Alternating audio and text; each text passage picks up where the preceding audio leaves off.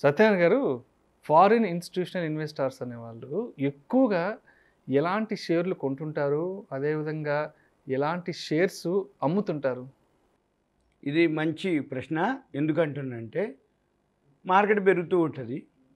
కానీ కొన్ని షేర్లు పడుతూ ఉంటాయి. మార్కెట్ పడుతూ ఉంటుంది. కొన్ని షేర్లు పెరుగుతూ ఉంటాయి. వీళ్ళందరికీ అనుమానం ఇన్వెస్టర్‌కి. మార్కెట్ పెరిగింది, నా షేర్ పెరగలేదు. మార్కెట్ పడ్డది, నా షేర్ పడ్డది. అంటే ఏంటిది అంటే ఎప్పుడైనా కానీ మార్కెట్ పెరగటానికి, పడటానికి దోహదపడేవి రెండు. ఆ రెండు ఏంటిదంటే ఎఫ్ఐఐలు ఫారెన్ ఇన్స్టిట్యూషనల్ ఇన్వెస్టర్స్, డిఐఐలు డొమెస్టిక్ ఇన్స్టిట్యూషనల్ ఇన్వెస్టర్స్. ఈ ఫారెన్ ఇన్స్టిట్యూషనల్ ఇన్వెస్టర్స్ కనుక కొనటం మొదలు పెడితే ఆ షేర్లు ఫాస్ట్గా పెరుగుతాయి. డిఐఐలు కూడా వాళ్ళు కనుక కొని ఉంటే అవి పెరుగుతాయి. అయితే మనం ఏం చూడాలి? ఒక్క ఎఫ్ఐఐలే కాకుండా డిఐఐలు, ఎఫ్ఐఐలు రెండు చూడాలి. ఎఫ్ఐఐలు, డిఐఐలు అంటాం. ఇక ఎవరైతే అబ్జర్వ్ చేస్తున్నారో మీరు పెన్ను నోట్బుక్ పెట్టుకొని నేను ఏ వెబ్సైట్లోకి వెళ్తున్నో చూడండి. చూసి మీకు ఇంకొక డౌటు, నేను అన్నీ చూపిస్తున్నాను కానీ మా దాంట్లో రావట్లేదు, మా దాంట్లో కనబడట్లేదు అంటారు. జనరల్గా ఏ వెబ్సైట్లోకైనా కానీ ఫ్రీ ఉంటుంది, పెయిడ్ ఉంటుంది. మాయో పెయిడ్ సాఫ్ట్వేరు. ఇప్పుడు మీకు చెప్పేదో ఇదే సాఫ్ట్వేరు ఫ్రీ వెబ్సైట్. ఈ ఫ్రీ వెబ్సైట్కి పెయిడ్కి ఏంటిదంటే ఫ్రీలో ఫీచర్స్ తక్కువ ఉంటాయి, పెయిడ్లో ఫీచర్స్ ఎక్కువ ఉంటాయి. ఒకటి. నెంబర్ 2, ఫ్రీలో అన్నీ వస్తాయి కానీ మళ్ళీ దాన్ని డిలీట్ చేసి ఇంకొకటి చేసుకుంటూ పోతాం. అంటే ఒకటే చూపిస్తుంటుంది ఏ ఫీచర్ అయినా. పెయిడ్లో అట్లుండదు, ఎన్ని ఫీచర్స్ అయినా పెట్టుకునేది, అదొక ఆప్షన్. ఇక రెండోది, మీరు ఏదైతే ఏ వెబ్సైట్కి వెళ్తే ఏ ఫీచర్స్ అయితే కావాలి అని అనుకుంటారో ముందు ఆ వెబ్సైట్కి వెళ్ళి రిజిస్ట్రేషన్ చేసుకోవాలి మనం. ఈ రిజిస్ట్రేషన్ చేసుకున్నాక లాగిన్ అవ్వాలి. అంతే తప్ప మీకు కనబడుతుంది మాకు కనబడట్లేదు అనొద్దు. రిజిస్ట్రేషన్ చేసుకోవాలి. రిజిస్ట్రేషన్ చేసుకున్నాక లాగిన్ అవ్వాలి. ఈ లాగిన్ అయినాక ఇప్పుడు నేను చెప్పే ఏవైతున్నాయో చూసుకోవాలి. లేదు అనుకుంటే ఎలా ఏంటిది అనేది ఇక సరే మళ్ళీ తర్వాత మీరు నాకు ఏదన్నా మీ పేరు, ఏరియా పెట్టి కామెంట్ పెడితే దాన్ని బట్టి మళ్ళీ ఎలా అనేది మీకు ఎక్స్ప్లెయిన్ చేయడానికి వీలేదు. ఇక చూద్దాం. ఇప్పుడు ఉదాహరణకి సెక్టార్లు ఉంటాయి. ఏవైతే సెక్టార్లు ఉన్నాయో ఈ సెక్టార్లు అంటే జనరల్గా మా దగ్గర వాచ్ లిస్ట్ ఉంటుంది. సెక్టార్లో కూడా సెక్టార్ అంటే real estate, pharma, education, media, entertainment, private బ్యాంకులు, పబ్లిక్ సెక్టార్ బ్యాంకులు, గవర్నమెంట్ బ్యాంకులు, ఇలా ఒక్కొక్క ఏవైతే సెక్టార్లు ఉన్నాయో ఆ సెక్టార్లు అన్నీ ఉంటాయి అన్నట్టు. మనం ఇప్పుడు ఉదాహరణకి ఆటో సెక్టారో, డిఫెన్స్ సెక్టారో. అయితే జనరల్గా మనం గమనించాల్సింది గవర్నమెంట్ కంపెనీలు కనుకైతేనో మన మ్యూచువల్ ఫండ్స్ ఎక్కువ ఉంటాయి ఇండియా కాబట్టి. ఫారిన్ ఇన్స్టిట్యూషనల్ ఇన్వెస్టర్స్ తక్కువ ఉంటాయి. ముందు మళ్ళీ కామన్గా ఆలోచించాలి, వాళ్ళు దేంట్లో పెట్టుబడి పెట్టే అవకాశం ఉందని. గవర్నమెంట్ వాటిల్లో పెట్టుబడి పెట్టరు వాళ్ళు ఎక్కువ. గవర్నమెంట్ వాటిల్లో ఎవరు పెడతారంటే డొమెస్టిక్ ఇన్స్టిట్యూషనల్ ఇన్వెస్టర్స్, అంటే మన ఇండియన్ మ్యూచువల్ ఫండ్స్ పెడతాయి. ఇక ఎఫ్ఐఐలు దేంట్లో పెడతారు ఇక మనం చూద్దాం. సపోజ్ ఉదాహరణకి ఇక్కడ సిమెంట్ అనుకోండి, chemicals, construction, defence, energy, fertilizers, finance, FMCG, ఏవైతే హెల్త్ కేరు, ఇన్ఫ్రా, ఇక మల్టీనేషనల్ కంపెనీలు, Nifty mid cap 100, Sensex 50, next 50, తర్వాత మెటల్ అని, ఇక ఫార్మాలు, పవర్, ఇక ఓకే. ఇవన్నీ మనం ఏం చేస్తున్నాం అంటే ఉదాహరణకి ఒకటి క్లిక్ చేసిన ప్రైవేట్ బ్యాంక్ అని ఒకటి ఇక్కడ మీకు క్లిక్ చేసిన. ఈ ప్రైవేట్ బ్యాంక్ క్లిక్ చేస్తే అది ఏం చెప్తుందో చూద్దాం. ఇక్కడ ప్రైవేట్ బ్యాంకులు వచ్చి సుమారుగా ఒక 10 బ్యాంకులు ఉన్నాయి ప్రైవేట్.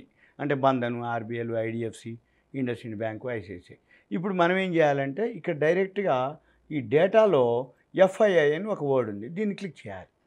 ఎఫ్ఐఐ హైయెస్ట్ ఎవరి దాంట్లో ఉందయా అంటే ప్రైవేట్ బ్యాంకులో 47.65 ఇండస్ ఇండ్ బ్యాంక్ ఉంది. ఇప్పుడు ఎప్పుడైతే ఈ బ్యాంక్ నిఫ్టీని ఫాలో అయ్యేటోళ్ళు ఫీచర్స్ లేదు, ఇన్వెస్టర్గా ఉన్నవాళ్ళు ఎఫ్ఐఐలు, ఇండస్ ఇండ్ బ్యాంకు అంటే ఇప్పుడు మార్కెట్ బాగా పడింది, ఇండస్ ఇండ్ బ్యాంక్ కూడా పడుతుంది ఎందుకంటే ఎఫ్ఐఐలు సెల్లింగ్ చేస్తారు కాబట్టి. కానీ బౌన్స్ బ్యాక్ అయినా ఏమాత్రం చేంజ్ అయిపోయినా ఫస్ట్ మూవ్ అయ్యేది ఏందయ్యా ఇండస్ ఇండ్ బ్యాంక్, సెకండ్ మూవ్ అయ్యేది ఎవరయ్యా యాక్సిస్ బ్యాంక్, థర్డ్ మూవ్ అయ్యేది ఎవరు ఐసిఐసిఐ బ్యాంక్. మనం ఏం చేయాలి? ఎఫ్ఐఐలు బాగా ఉన్నాయి ప్రైవేట్ బ్యాంకులలో, మళ్ళీ ఇది మనం దీన్ని చూసుకొని చేయాలి. ఇక డిఐఐలు వచ్చి ఇది డొమెస్టిక్ ఇన్స్టిట్యూషనల్, దాన్ని క్లిక్ చేస్తే అది ఎవరెవరైతే హై ఉండరు ఈ డొమెస్టిక్ ఇన్స్టిట్యూషన్ అంటే mutual fund, city union bank, ICICI bank. అంటే మనం రెండు గమనించాలి. ఒకటి ఫెడరల్ బ్యాంక్ కూడా ఉంది, ఏది డిఐఏలు. నువ్వు డిఐఏలను ఫాలో కావాల్సుకున్నావా, హయ్యెస్ట్ పర్సంటేజ్ డిఐఏలు ఉన్నప్పుడు దాన్ని ఫాలో అవ్వాలి. ఎఫ్ఐఐలను ఫాలో కాదలుచుకున్నావా, ఎఫ్ఐఐలు కనుక ఎందులో ఎక్కువ ఉన్నారో దాన్ని ఫాలో అవ్వాలి. అంటే ఏంది, ఇప్పుడు ఎఫ్ఐఐలు కంటిన్యూ అమ్ముతూ వచ్చారు, అవి కూడా పడతాయి. ఎప్పుడైతే కొంచెం బౌన్స్ బ్యాక్ అయ్యి ఎఫ్ఐఐలు బయలోకి వెళ్ళిర్రనంటే ఈ ప్రైవేట్ బ్యాంకులలో ఎవరు పోతారా, first IndusInd bank, Axis bank, ICICI bank. అయితే ఇప్పుడు ఎఫ్ఐఐలు అమ్ముతుండ్రు, డిఐఏలు కొంటున్నారు. ఇప్పుడు రోజు మేము చెప్తూ ఉన్నాం ఏమని, ఈరోజు ఎఫ్ఐఐలు అమ్మిండ్రు, డిఐఏలు కొన్నారు. ఇద్దరు అమ్మితే బాగా పడుతుంది, ఇద్దరు కొంటే బాగా పెరుగుతుంది. ఒకళ్ళు అమ్మి ఒకళ్ళు కొంటే ఏదో కొంచెం అటు ఇటుగా నడుస్తుందని చెప్తాం. ఈ డిఐఐలు ఎప్పుడైతే ఉందో ఇప్పుడు కొంటూ పోతారు కదా, ఎందులో కొంటుర్రా వాళ్ళు అంటే ఐసిఐసిఐ బ్యాంకు రెండిట్లో కామన్గా ఉంది, ఈక్వల్గా ఉంది. అంటే ఎఫ్ఐఐ హోల్డింగ్ కానీ డిఐఐ హోల్డింగ్ కానీ.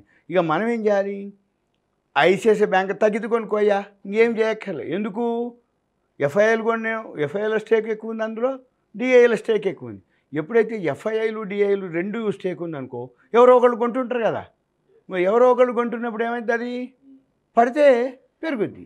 పడితే అంటే ఏంది, ఎఫ్ఐఐలు అమ్మేశారు, ఐసిఐసిఐ బ్యాంక్ పడ్డది, డిఐలు కొన్నారు, మళ్ళీ ఐసిఐసిఐ బ్యాంక్ పెరుగుద్ది. అంతే, మన పని ఏం చేయాలిగా, ఎవరు కొంటుర్రు ఎవరు అమ్ముతారు, ఇది ఒక ప్రైవేట్ బ్యాంక్. ఇలా మనము ఒక్కొక్క సెక్టార్, ఇప్పుడు రియల్ ఎస్టేట్ కానీ ఏదైనా ఉదాహరణకి ఒకటి రెండు చూపిస్తే, ఆటో అనుకోండి ఉదాహరణకి, ఆటో సెక్టార్లో ఏమేమి ఉన్నాయి, ఆటో సెక్టార్లో ఎన్ని ఉన్నాయి, ఉదాహరణకి ఆటో సెక్టార్లో కూడా 18 దాకా ఉన్నాయి. ఆటో సెక్టార్లో అంటే Tata Motors, VST, TVS motor, Maruti, SML, Suzuki, M&M, ఇవన్నీ ఆటో సెక్టార్ కిందకి వస్తాయి. మళ్ళీ మనం ఏం చేయాలి, ఇక్కడ ఆటో సెక్టార్ ఎఫ్ఐఐ క్లిక్ చేయాలి. ఎఫ్ఐఐలు M&Mలో ఎక్కువ ఉన్నారు, 38.66, Hero MotoCorp 29.57, Eicher motor 29.45, అంటే హైయెస్ట్ ఉన్నాయి. అంటే ఇవి తగ్గితే కొనుక్కోమని అర్థం. మళ్ళీ ఏం చేయాలి, డిఐఐలు, డొమెస్టిక్ రెండు గమనించాలి, ఒక ఎఫ్ఐఐలే కాకుండా డిఐఐలు. డిఐఐలు కూడా 27.81 మహీంద్రాలో.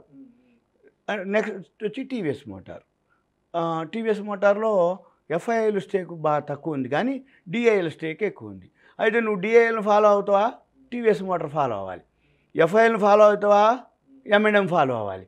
అంటే ఏంది, అట్లని దీన్ని దాన్ని అక్కర్లే, రెండు పెట్టుకొని నువ్వు మూమెంట్ తోటి ఏ స్క్రిప్ట్లో మూమెంట్ వస్తుంది, ఏ స్క్రిప్ట్లో మూమెంట్ వస్తుంది అనేది నీకు పెరిగిన తర్వాత తెలుస్తుంది. కానీ మూమెంట్ని బట్టి అంటే మార్కెట్లో ఎవరైతే ఎఫ్ఐఎల్ డిఐలే వాళ్ళే కొనేది వాళ్ళే అమ్మేది కాబట్టి కొంచెం మూమెంట్ ఏ స్క్రిప్ట్లో వస్తుంది అంటే వాళ్ళు ఎఫ్ఐఎల్ ఎంటర్ అవుతారు అని అర్థం. ఏ స్క్రిప్ట్లో మూమెంట్ బాగలేదు అంటే వీళ్ళు కొంచెం డౌన్ అవుతారు, సెల్ చేస్తారు అని అర్థం. ఇలా మనము ప్రతి సెక్టార్ని మనం కనుక అబ్జర్వ్ చేస్తే మనకు ఒక 28 సెక్టార్లు ఉన్నాయి.